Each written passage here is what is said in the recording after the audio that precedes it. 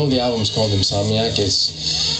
Mainly I named it Insomniac because I am an insomniac, and this album was mainly created, all of it, 99% of it at night. It's taken me 3 years to create this album, about 2.5 years, and it's been a long time. Only my first album took that long. I worked with everybody on this album. I wanted to change a little bit from what I typically do, and that was an easy process. The funny thing about this album is that it began with this style and it ended up in a completely different style. What I do love about this album is that there's different types of music. Anything from like more hip hop to more pop, more ballad. There's a little bit of that Spanish influence. The diversity in this album is much greater than my prior albums. This album for me means a lot. Of course, every time I release an album, I always say the same thing. But in this case, I really truly mean it. Again, it's been three years of work. You're very afraid because you put so much work into it. I've never worked so much to create an album like I have for this one.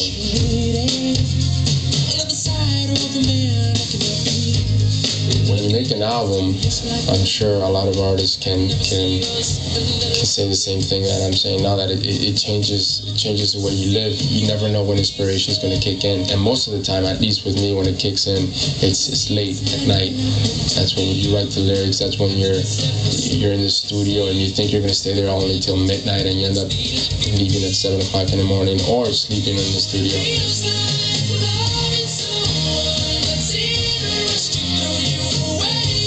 I lived in Spain till I was 8 years old.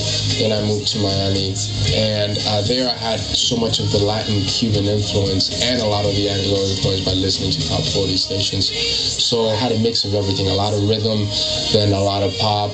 My first musical memories, it would have to be live shows as a little kid. When I moved to America, there were two that for me just changed the way I viewed music, the way I listened to music. One had to be Michael Jackson with the Jackson 5, and the other one was Bruce Springsteen, Born in the USA tour. Those two shows just blew me away.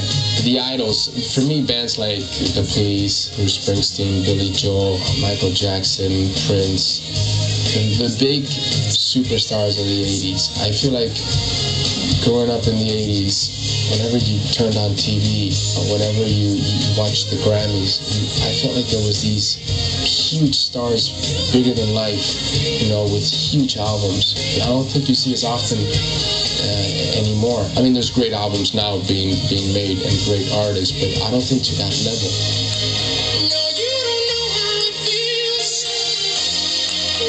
Ever since I was a little kid, I had that itch. I had that thing towards music. I didn't know exactly how I was going to fall into music, but I knew that I wanted to do it.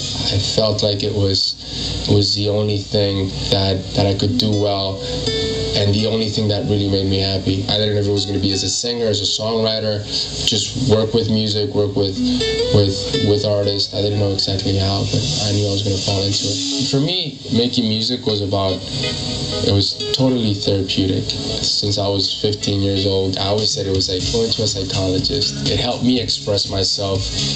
Whenever I felt sad, I would pick up a pen and paper and just write songs. Whenever I was happy, I would pick up a pen and paper and write songs. For me, whatever goes on in my life definitely affects my music. That doesn't mean that 100% of everything I write is real, but a good 90-80% of it is pretty much based on how I feel at the moment and what's going on in my life.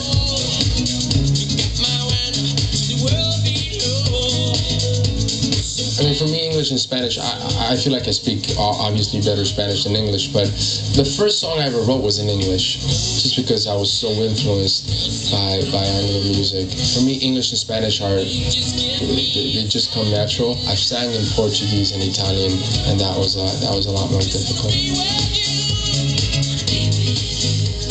The best part about being a musician it's that it's music. You're getting paid to sing songs, to write songs. It's what I love to do. It's very difficult in life to find something that you love to do, and also you make a career out of it. A lot of the people that I know don't like their job. I feel fortunate. I love my job. I mean, yeah, I mean, there's actually work. People look at musicians on TV and they watch the videos and they think, oh God, that must be so much fun. But it's actually a lot of work and there's a lot of sacrifices you need to make. But at the end of the day, it is music. And if you're passionate about it and you're doing it for the right reasons, you really are in a privileged position.